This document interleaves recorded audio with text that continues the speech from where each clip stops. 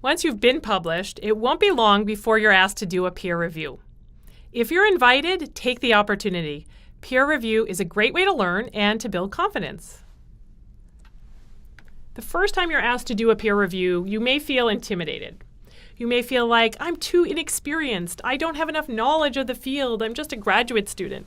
But if you get asked to do peer review, you should absolutely take advantage of that opportunity. Journal editors are looking for young reviewers. Young reviewers often are more up on the latest in a field, on the latest techniques. Young reviewers also tend to do a more careful job than people who have been reviewing for eons. There was a research study presented at a conference a few years back where they traced the natural history of peer reviewers. And they found that the longer people had been peer reviewing, the more poorly they did the reviews. There was a deterioration effect, because the more you do, the faster you get, the less careful you are. So editors want young reviewers. And one of the greatest benefits of reviewing is that you will see the back end of the publication process. So it's a great way to learn about the publication process. It's also great for your confidence, because you'll see that not everything submitted for review is of that great of quality. You'll realize that you can do just as well or better than many of the submissions you see. You'll also get the opportunity to see the reviews that other peer reviewers turn in. That's also helpful for your confidence, because you'll see when you get the other peer reviewers' comments back that they had many of the same critiques as you. You realize that you do know something about the field. You know what you're talking about. And also, you'll learn something from the other reviewers' comments, because sometimes they may see things that you missed in the paper. All right, here are some things to keep in mind if you are a peer reviewer. The first thing I always like to talk about with peer review is the tone. When doing a peer review, you're supposed to be looking for both the positives and the negatives. But because you have to make a judgment on the paper, it's understandable that you naturally start to look for the problems more than the strengths. As a result, it's easy to slip into a condescending and critical tone. Just because you're being critical doesn't mean the tone has to be critical. There's a way to present criticism in a positive and encouraging way. I always like to picture that on the other end of this whole review process, there's some poor graduate student who's the one who did all the work, who's the first author on the paper, and their confidence is on the line. So my tone matters. I have to remind myself to be positive. For example, you could say something like, the authors should delete Table 5. Not only is it completely irrelevant, but it also reveals their utter lack of statistical understanding. That's a very harsh way of delivering a criticism. Compare that to, Table 5 contains unnecessary information. For example, a Pearson's correlation coefficient may not be appropriate here. The authors should consider revising or omitting the table. Notice these are actually the same criticisms, but they're couched in a very different tone. The second version also gives specific examples of what the authors can do to fix the table, so it's more useful. We always want to shoot for that second way of presenting things. Notice that the second version focuses on the table, on the specific problems, rather than criticizing the authors. Remember that the point is to critique the work, not the authors. When you draft your review comments, it's natural to say things like, the authors got this wrong, or the authors should have done this. Go back and revise that so that you are critiquing the table or the method rather than the authors. That makes a big difference. Also, avoid generalizations. It doesn't help to be overly general with your criticisms. You need to point out specific errors, otherwise it's not helpful to the authors. Try to use positive instead of negative language. Instead of saying, the paper is poorly written, you could say, the writing and presentation could be improved. And then give a specific example of what you mean so it's not too vague. The other thing is avoid lecturing to the authors.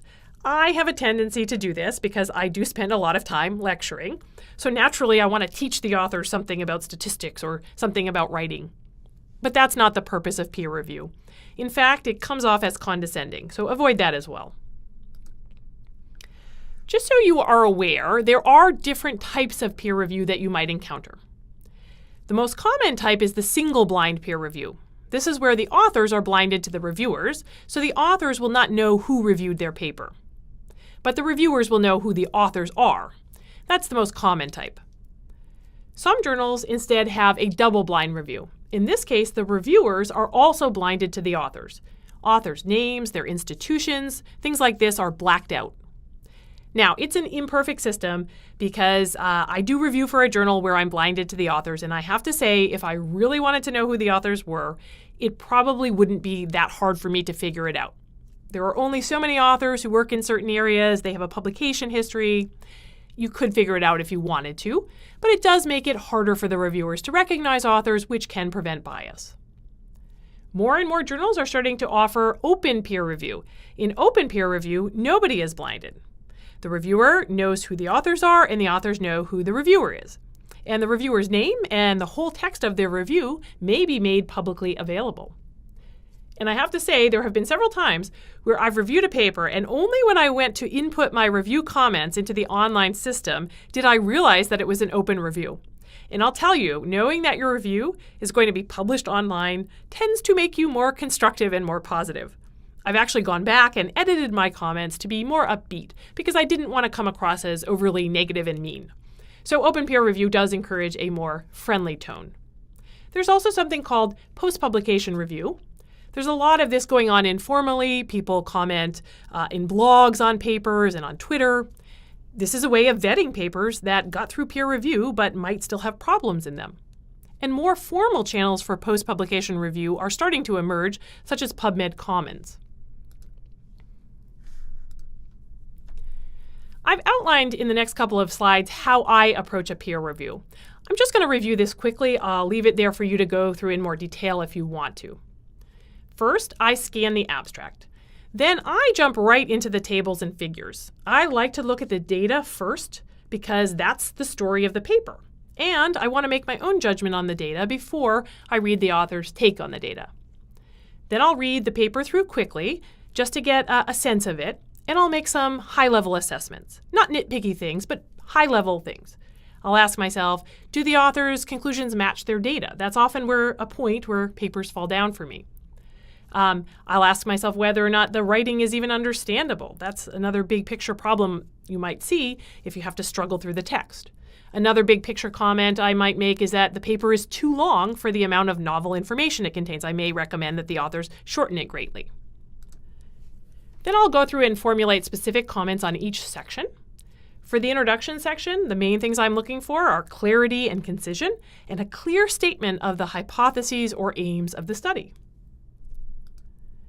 For the methods section, I'm often scanning the methods to answer particular questions, such as how the data were collected, are there places biases could have creeped in, did the study have a proper control, were the correct statistics used.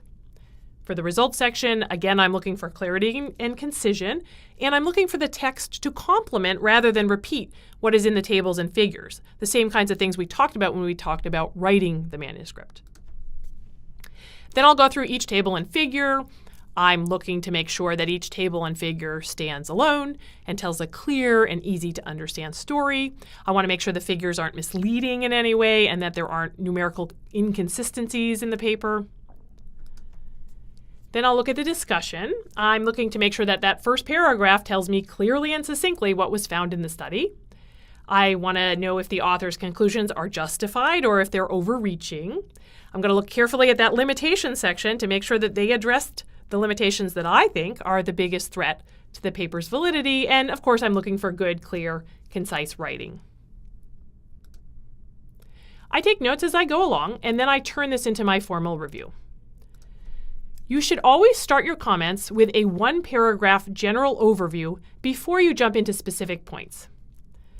I advise you to first state what you think is the major finding and importance of the work. Hopefully this is pretty obvious, but it allows you to start with a positive and also lets the authors know what you took away as the major point of the paper, just in case they haven't conveyed that well. And then you should jump into those positive, encouraging statements about the work. Whenever you're criticizing somebody, you always want to start with a positive. There are always positives. Even if there are problems in the methods, maybe they did a really nice job in the writing. Sometimes the research question itself is interesting or novel. You can point that out. When you start with a positive, it makes the person on the receiving end of the criticism much more receptive to your feedback and also boosts their confidence. After the positives, state what you think are the one or two major limitations of the paper, if there are any. If you're not advising the editor to accept the paper as is, what are your major big picture issues with the paper? Maybe the writing or data presentation is just too confusing. Maybe the authors have overstated their findings. Maybe they're missing a critical control group. Just keep in mind that you are not supposed to reveal your final recommendation, so don't say anything about rejection or acceptance. Then you're going to give a numbered list of specific criticisms. I usually give somewhere between 5 to 15 specific criticisms. If I'm recommending that something be accepted outright, I'm presumably going to have fewer comments. If I'm recommending that something be rejected outright, I will also have fewer comments because I'll just focus on pointing out those big picture fatal flaws. If I'm recommending revise and resubmit, then I'll tend to have more specific criticisms because I need to tell the author exactly what I think needs to be fixed. Be as specific as possible. Generalizations are not helpful because the author can't figure out how to address these adequately. One thing I want to mention is reviewer is not the same as copy editor. Don't waste your time picking out every single grammar and spelling issue and pointing all of those out to the author. I sometimes see peer reviewers who will spend an inordinate amount of time on all those little mistakes, and that's really not the job of the peer reviewer. Journals have copy editors who can fix these errors. So focus on the big picture issues of the paper. If the grammar needs a lot of work, if there are a lot of typos, point this out in a general way and give 1 or 2 specific examples, and then tell the authors that they need to get copy editing or English language help. In addition to the comments to the author, you may provide some comments to the editor that the authors don't see. I don't always provide these, but it's an opportunity to be a little more frank. You don't need to worry about tone as much. If there are touchy ethical concerns with the paper, such as plagiarism, you might address these here. Some journals will also make you fill out some kind of grading or ranking sheet. I'll show you an example in a minute. Of course, you always have to select your final recommendation as well. Here's an example of a grading sheet that you might see for a journal. You may be asked to rank the impact of the research or how interesting you think it will be to that journal's audience or how original the results are. And sometimes you're asked to give an overall manuscript rank. These ranking systems can feel pretty arbitrary, but just try to be internally consistent. Papers you really like are going to get high marks from you in general. Papers you think are flawed are going to get lower marks. These grading sheets do help remind you of all the aspects of the paper that you should be considering. So that's the basic process of doing a peer review. My final comment is that the first one you do will take you a really long time. I think I spent a day on that first peer review I ever did.